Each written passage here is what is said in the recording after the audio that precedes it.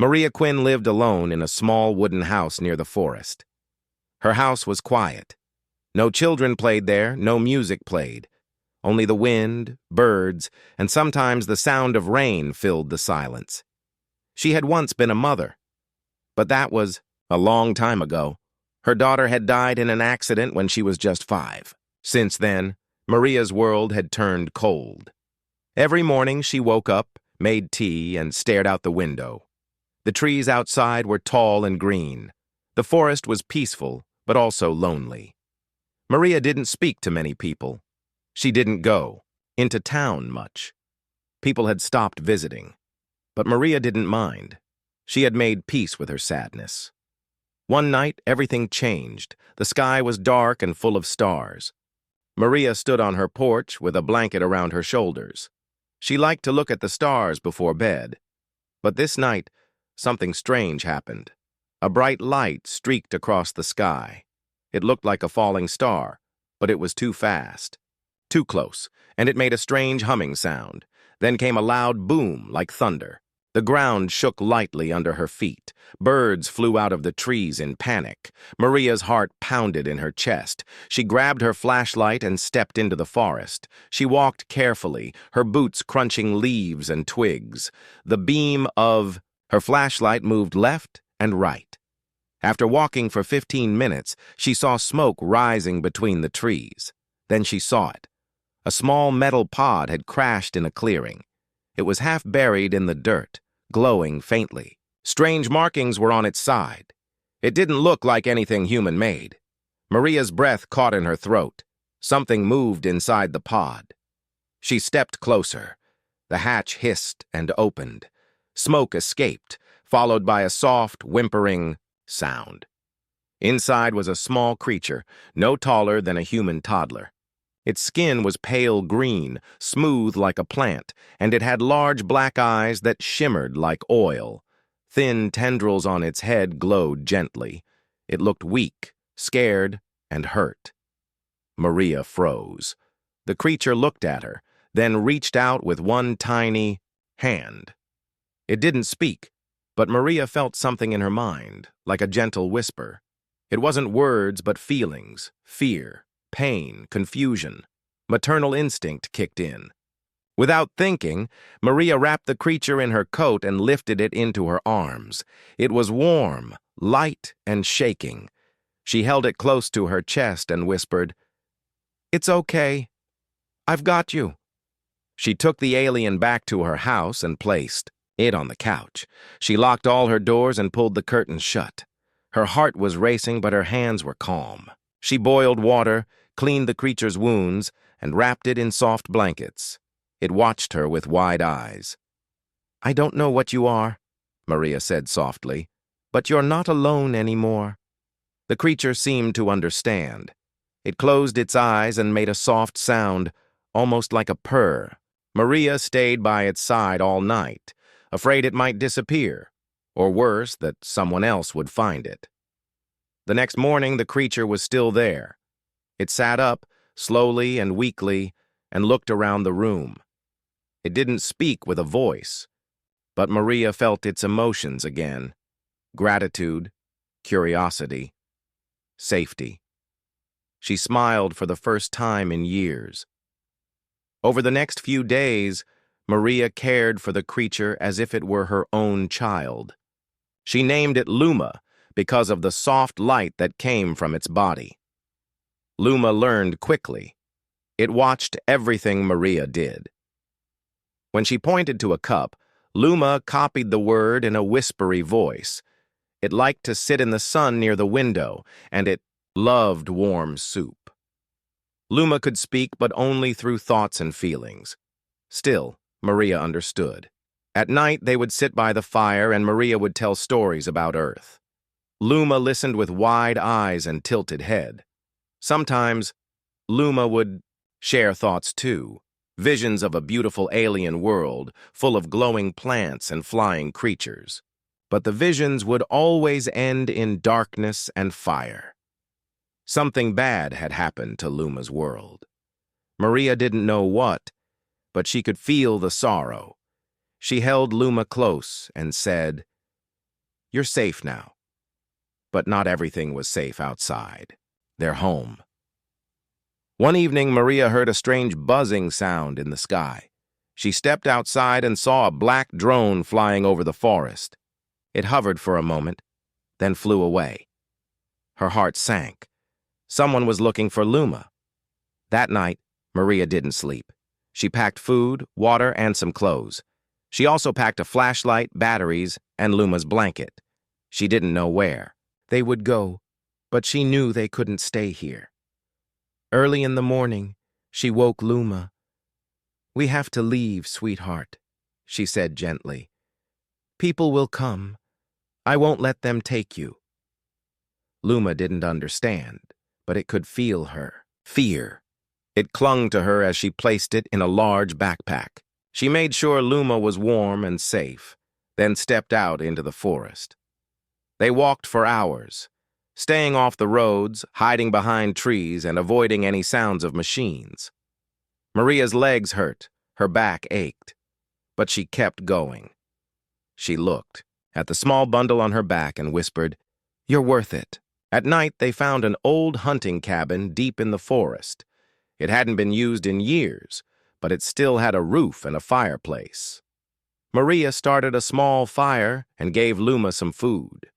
The creature looked at her with glowing eyes and touched her cheek gently. In that moment, Maria felt something powerful, an emotional bond stronger than words. Luma didn't just see her as a caretaker. Luma saw her as mother, and in her heart, Maria felt the same. She pulled Luma into her arms and said softly, "It doesn't matter where you come from. You're mine now." As Luma curled up and glowed softly in her arms, Maria looked up at the stars and whispered, "They can try to take you, but they'll have to go through me first." The forest was quiet, but Maria couldn't relax. Every snapping twig or rustling leaf made her jump. Her heart stayed heavy in her chest, always alert. She had one goal now: keep Luma safe. The small hunting cabin they found was hidden well. It stood between tall trees, half covered in moss and vines. Most people didn't even know it existed. Maria had found it years ago during a hiking trip with her late husband. Back then, it had been a fun memory. Now, it was their hideout.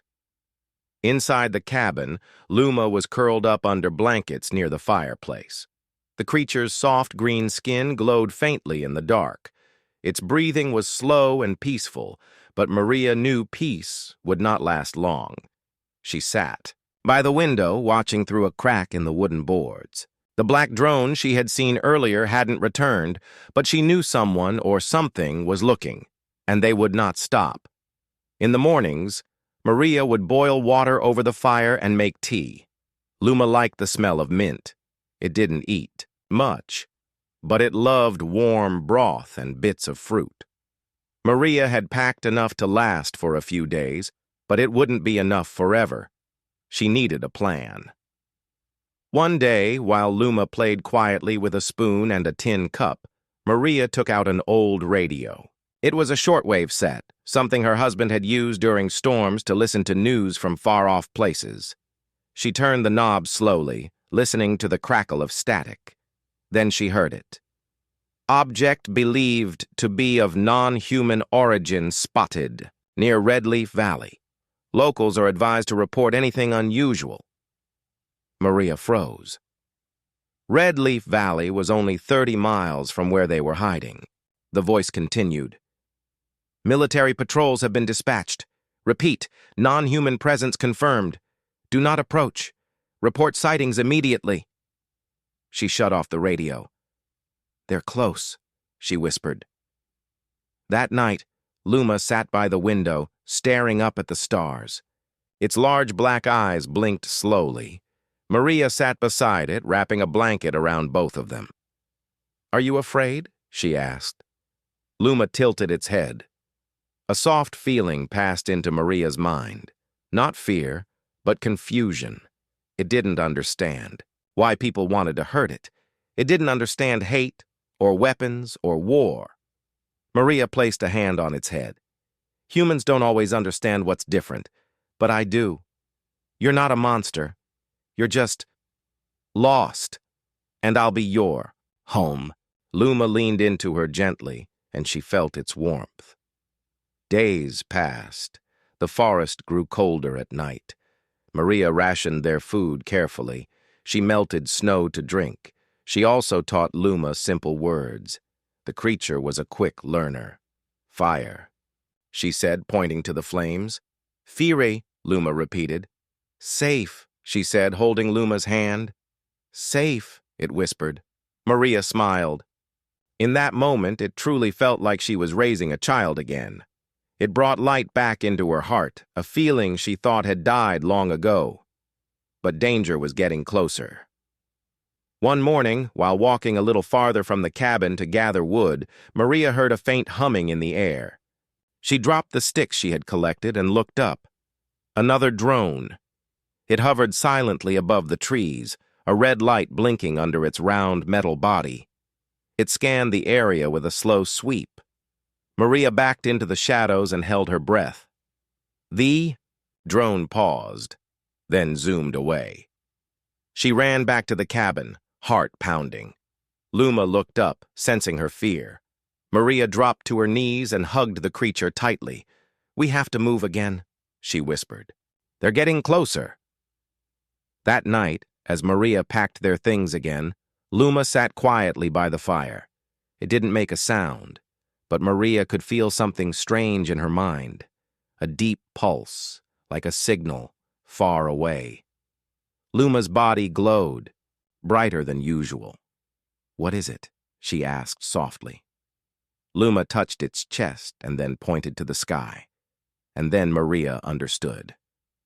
Luma was calling home. In the early hours before dawn, Maria and Luma set out. They followed the frozen stream, walking carefully over rocks and snow. Maria carried a backpack filled with supplies. Luma, now stronger, walked beside her. Its skin shimmered in the moonlight. They needed to find shelter, somewhere even deeper, somewhere the drones couldn't see.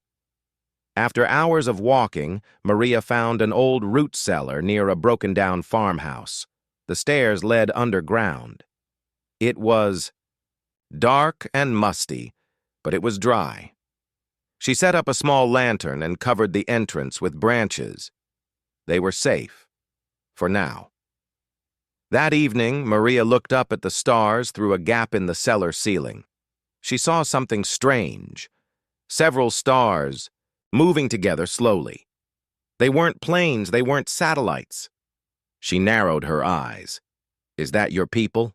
she asked Luma. Luma nodded slowly. Maria felt a rush of fear and hope. "Will they come for you?" A pause, then a soft wave of emotion filled her chest. Yes, but not just Luma. They were coming for whoever was with her, human or not, the next day. Strange things began to happen. Maria's old radio turned on by itself and played soft static, then a strange rhythm, like a heartbeat. Outside the cellar, the snow began to glow faintly at night, and in the sky, more of the moving stars appeared. Maria knew the truth then. Luma wasn't just some random lost alien. She was someone important, maybe royalty, maybe a rare species. Whatever she was, others were coming to take her back, and Earth's military. They wouldn't let that happen peacefully. On the fourth night, Luma suddenly cried out in her mind. Maria turned to see her glowing bright green, eyes wide. The ground rumbled slightly. "What's wrong?" Maria asked. Luma sent a strong wave of feelings. Fear, urgency, warning. Then a sharp buzzing sound filled the air. They rushed out of the cellar. 3 drones hovered in the sky, scanning the ground. Red beams lit up the snow. "They found us!" Maria shouted, grabbing Luma's hand. They ran through the trees. Maria's legs ached. Her breath came out in clouds. Behind them, lights flashed. The drones chased them like hunting dogs. Suddenly, Luma stopped and turned. "Luma, run!" But the little alien raised its arms. A wave of invisible energy burst from her body. The drones froze mid-air, their lights flickered, and they dropped to the ground, lifeless. Maria gasped. "You did that?" Luma looked up at her, tired, but calm. Maria bent down and held her tightly. "You're not just special," she whispered. "You're powerful." But now she knew. They couldn't hide anymore. Not from drones, not from the military, not even from Luma's own people. She looked down at the glowing child in her arms and said, "They'll never let us stay together, but I'll fight them all if I have to." The snow was still glowing under their feet when Maria and Luma reached the edge of the forest. Behind them, the broken drones lay scattered like fallen birds. Ahead, the land opened into empty fields and frozen hills. Maria stopped to catch her breath. Her hands were shaking, her boots were soaked. Her back ached from the weight of the backpack. Luma stood beside her, quiet but alert. Her skin no longer glowed, but her eyes were sharp and watchful. Maria looked down at her and whispered, "You saved us." Luma blinked and gently touched Maria's hand. In her mind, Maria felt a soft wave of emotion. Protection, love, trust. "I'm the one who's supposed to protect you?" Maria said with a small smile. Luma tilted her head. "Together," she whispered out loud. "Safe, together." They followed an old train track that led to a forgotten tunnel. Inside, it was cold and dark, but safe for the moment. Maria started a small fire and gave Luma the last of their soup. The radio in Maria's bag buzzed again. She turned the knob slowly. "Unknown alien signal has been detected. Several objects entering orbit.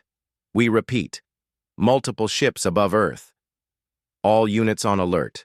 If contact is made with the alien, life form, do not engage. Await orders." Maria's heart raced. She turned off the radio. "They're here," she whispered. Luma looked up and nodded once.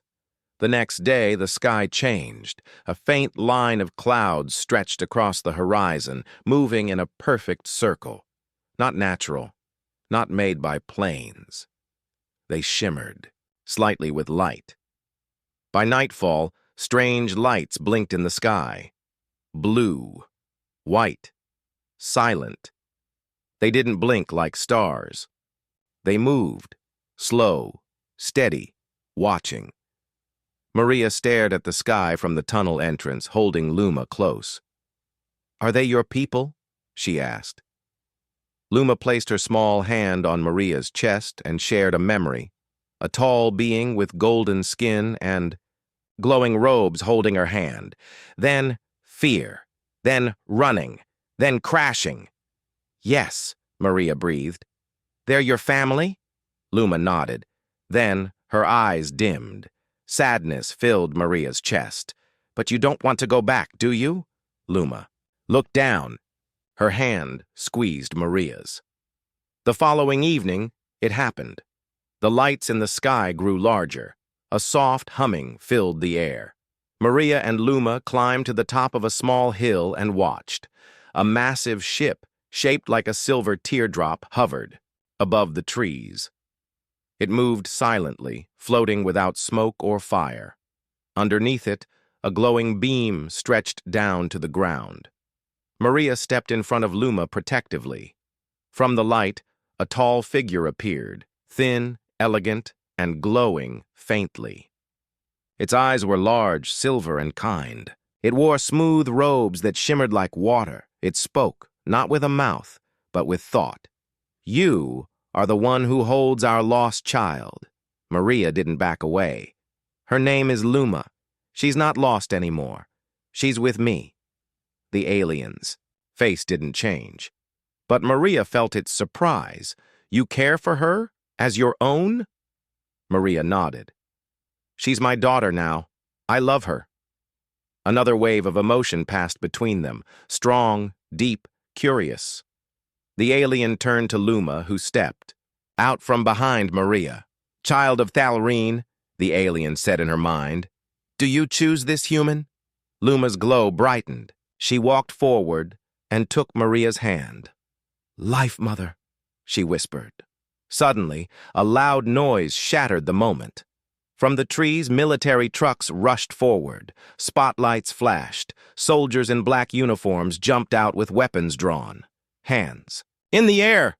one of them shouted. "Step away from the alien!" Maria raised her arms but stayed in front of Luma. "Don't shoot! She's just a child!" The Thalrene figure stepped back into the beam of light. In an instant, a shimmering barrier formed around him, like glass made of energy. One soldier fired. The bullet bounced off the shield and flew into the sky.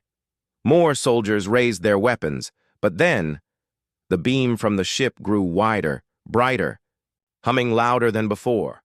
A voice echoed across the field. Deep, powerful, not human. "This world is not ready for war. We will not fight, but we will not leave her." Maria stood still, heart pounding. The soldier commander stepped forward. "This is Earth's territory. That being is ours," Maria shouted. "She's not property. She's a child." Luma trembled beside her. Her glow turned blue. Scared.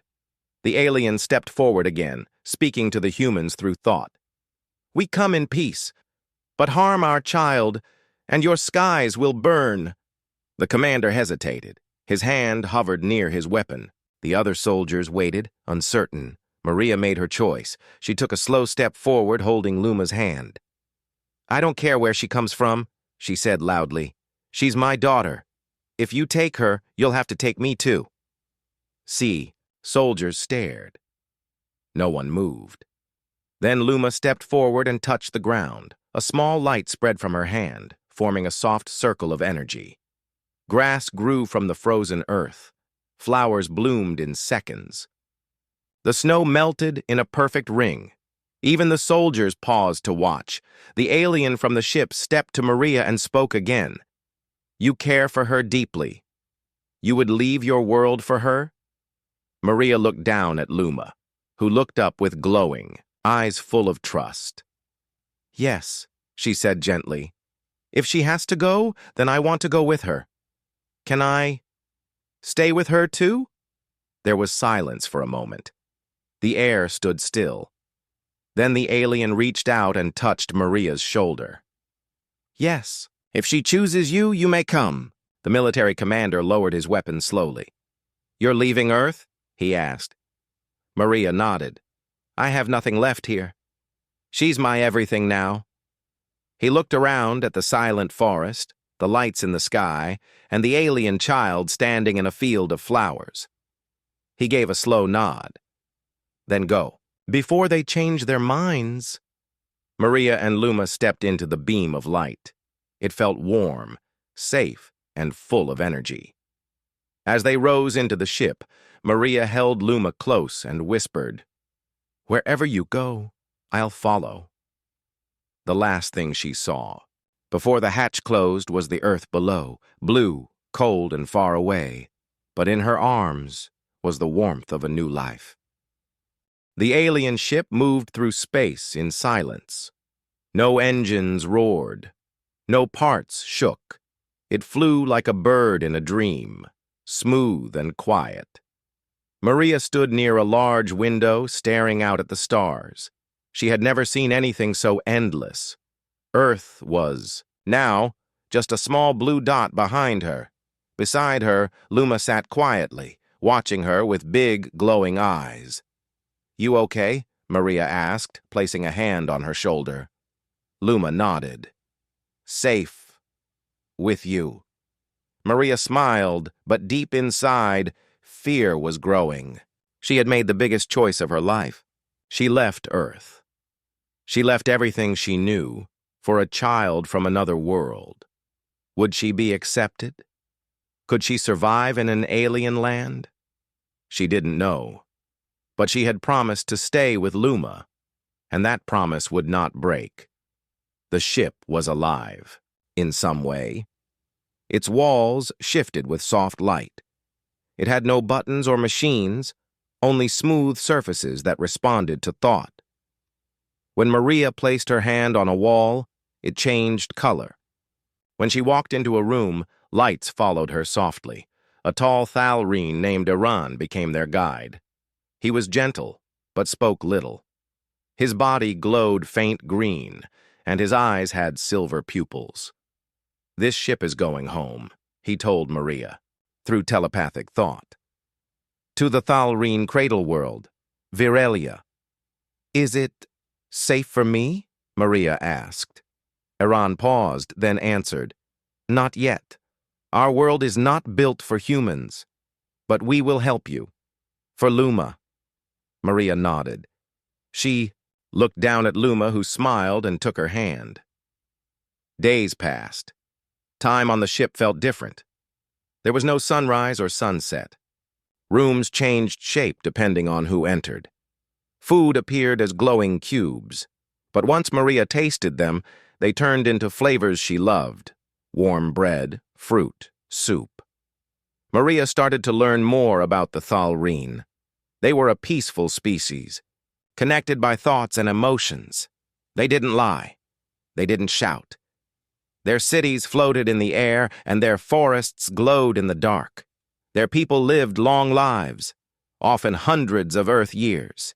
They were strong in mind, but gentle in action. But not all Thalreen welcomed her. Some walked past her without looking. Others kept their distance. A few sent waves of cold thoughts, suspicion, fear, even anger. "She is not one of us," one elder said in the ship's council chamber. "She is a human, wild, dangerous." Maria heard the words in her mind.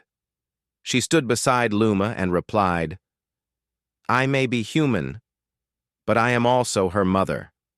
Another Thalreen, older and brighter than the rest, studied Maria closely. "And what is a mother to you?" Maria took a deep breath.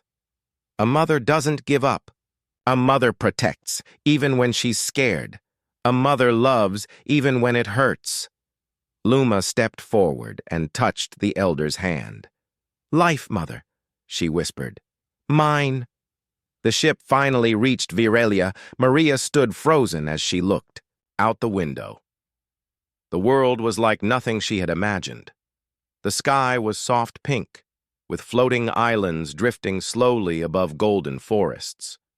Rivers of light ran across the ground like glowing vines. The air shimmered, and huge trees moved as if they breathed. But as soon as the ship landed, Maria felt it. The air was wrong. She stepped outside and gasped. Her lungs burned slightly. The gravity pulled harder than Earth. The colors of the plants were too bright. Sounds echoed strangely. Iran gave her a breathing stone, an oval crystal that pulsed gently. "Keep this close. It will help you adapt." Maria wore it around her neck. It helped, but not fully. She felt tired after only a short walk. Her head hurt sometimes. Her skin itched under the sun, but she stayed. She watched Luma run through the floating gardens with other young Thalreen. She saw her laugh, play, and learn. Luma was home, but Maria was not. At night, Maria lay in a soft, round bed made of plant fiber. She looked up at the glowing ceiling, missing Earth's sky. She missed wind, rain, the smell of pine. She even missed her small wooden house. "Some nights," she cried quietly. But every morning, when Luma came running in with glowing eyes and hugged her tightly, Maria remembered why she was here. Weeks passed. Maria was tested by doctors. They studied her body and mind. They taught her how to speak in short thought phrases. They offered her special food that helped her breathe better. Some Thalreen elders still did not trust her. "She is weak," one said. "She cannot survive here." "She has no bond to the world," said another. "She cannot even speak our full tongue." Maria stayed silent. One day, a young Thalreen was injured while climbing a crystal vine. The others panicked. The creature fell into a deep pit of glow moss. No one dared enter. It was known to be dangerous. But Maria didn't stop. She climbed down herself. Her hands bled, her arms shook. But she reached the young Thalreen and carried him back up. She collapsed after, unconscious for 2 days. When she woke, Luma was by her side, holding her hand. "You okay?" Maria whispered. Luma nodded with tears in her eyes. "Safe. With you." The elders came that evening. The oldest one knelt beside Maria and said, "You risked your life for a child that is not your own." Maria sat up slowly. "All children deserve to be safe, not just mine." From that day on, things began to change. More Thalreen came to speak with her. Some asked questions, some taught her new words, some simply watched, curious. Luma was growing stronger, smarter. She now floated small stones with her mind and shared thoughts across great distances. The Thalreen called it the gift of light. "She is one of our rarest," Eran explained, "but her heart is shaped by you." Maria nodded slowly. Then, "I did something right." One morning, Luma was taken to the Crystal Hall, a sacred place where young Thalreen received their adult name. She would no longer be a child after the ceremony. Maria stood outside the hall, not allowed to enter. Hours passed. Then the great door opened. Luma stood there, glowing bright gold, wearing a robe made of living petals. The elders surrounded her, but she didn't smile. She turned to Maria and ran into her arms. "Life, Mother," she whispered. One elder stepped forward. She must choose her place now. She may stay with her kind, or she may walk the path of the bonded. Everyone watched. Luma looked up at Maria and said softly, "I choose her. I choose my mother." Tears filled Maria's eyes. Then she turned to the council and said gently but bravely, "I've stayed with her all this time. I only ask now? Can I stay with her too?" The great hall of the Thalreen was silent after Maria spoke. Her voice had not been loud. She had not shouted. She had only said a simple request, "Can I stay with her too?" But the words carried power. The elders, the young ones, the guards, and even the glowing trees outside seemed to pause. No one moved. No one spoke. Maria stood tall beside Luma. Her clothes were worn. Her skin was pale from the strange light of this world. Her hands were rough. Her body was tired. But her eyes were clear, full of love and strength. Luma stood beside her proudly, holding her hand tightly. The High Elder stepped forward. His body glowed softly, and his long robes floated around him like mist. He looked at Luma, then at Maria. "Human," he said in her mind. "You crossed stars for the child." "I did," Maria answered. "You left your world, your kind, your air and food, your sun and sky." "I did," she said again. "You were not made for our world. It makes you weak. Yet you stayed." Maria smiled gently. "Because I love her." The elder turned to the others. A quiet hum passed through the council, a sound of deep thought. "Let us vote," he said. Each elder stepped forward and placed a glowing crystal in a large bowl. One by one, they dropped the stones. The bowl began to glow, soft blue for yes, red for no. Maria's heart beat fast. 1, 2, 3, 4. Blue, blue, blue. Red, blue, blue. Final total, 12 blue, 1 red. The High Elder turned back. "You may stay," he said. "You are the first human ever accepted by the Thalreen. You will be called heart-bonded. You will live here, beside your daughter. You are not one of us, but you are no longer outsider." Luma gave a small, joyful cry and hugged Maria tightly. Maria knelt and whispered in her ear, "We did it, sweetie. We really did it." Life after the ceremony slowly became normal, or, at least, as normal as life could be on a glowing alien world filled with floating trees and walking flowers. Maria moved into a round house built from living vines and soft crystal. The house changed shape with the seasons. It opened in the sun and closed when it rained. The air still made her dizzy sometimes, but she had learned to breathe with the help of special plants. The Thalreen began to accept her. They asked her to share stories from Earth. She told them about forests, oceans, mountains, music, and art. She told them about fireflies and thunderstorms, chocolate and laughter. They listened carefully. Some of them even began using Earth words in their thoughts. One day, a group of Thalreen children asked her to teach them how to make bread. Another time, 2 elders asked her to show them how to build a kite. She was not just a guest now. She was a part of their world. Luma grew quickly. She was no longer a small, glowing child hiding in a forest. She had grown taller, her glow brighter, and her powers stronger. She could lift rocks with her mind, move water through the air, and even speak in full human words, though she still used her thoughts most of the time. She called Maria her life mother in front of everyone, and Maria still called her sweetheart. The bond between them was stronger than ever. One day, Luma came running to Maria with excitement in her eyes. "There's danger," she said. Maria stood up quickly. "What kind of danger?" Luma closed her eyes and focused. "Something is coming through space, not from Earth, from somewhere else, not kind, not light." Maria felt a chill. "Are they coming here?" Luma nodded. "They are looking for me, and others like me." Maria didn't ask how she knew. She trusted her. That night, alarms rang across the sky. The Thalreen didn't use sirens like humans did. Their alarms were pulses of light and sound, moving through the trees like music. But this time, the music was sad and sharp. A dark ship appeared in orbit, black and jagged like a wound in space. It sent no messages. It simply hovered above Virelia like a shadow. The Thalreen Council gathered quickly. Iran spoke. "They are hunters. They follow powerful minds and take them. They want to steal what we protect." The High Elder looked at Luma.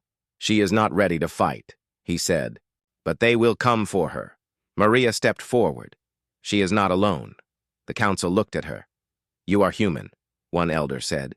"You cannot stand against them." Maria's voice was steady. "I stood against Earth's army for her. I crossed space. I nearly died in your forests. I won't let anything take her." She turned to Luma. "Can we fight together?" Luma smiled. "Together." The next day, the black ship sent down drones, cold, sharp machines with red lights. They flew toward the Thalreen city. Maria stood at the front with Luma and a group of glowing defenders. "Ready?" she whispered. Luma nodded. The battle began. The air filled with light and sound. Thalreen warriors used their minds to push the drones back. Luma raised her hands and sent waves of force through the sky. Maria used alien tools given to her by Iran, devices that amplified thought into energy. She couldn't fly or shoot lasers, but she stood her ground. She protected Luma. She threw herself in front of danger. When one drone got too close, she tackled it into a tree. Her arm was cut. Her leg burned. But she didn't stop. Luma screamed, and a burst of gold light exploded from her body. All remaining. Drones fell to the ground, lifeless. Silence. They had won. After the battle, the council came to see Maria. "You fought like one of us," they said. "No," Maria replied. "I fought like a mother." Luma stood beside her, glowing brightly. She looked older now, wiser. She had saved her people, and she had done it with her mother by her side. Weeks later, the council gave Maria a special gift, her own root stone, a symbol of home. It was planted in the middle of the city, glowing softly. It meant she belonged there forever. Children placed flowers around it. Elders touched it when they passed. It became a symbol of unity between human and Thalreen. Maria sat in her pa's garden one evening, watching the twin moons rise. Luma curled beside her, humming softly. "I never thought I'd end up here," Maria said. Luma looked up. "Are you happy?" Maria smiled, brushed a leaf from Luma's hair, and said, "I am, because I'm with you." Luma touched her hand and whispered, "Always." Far away in space, other eyes watched the small planet. They saw the human woman, they saw the glowing child, and they saw what love could do.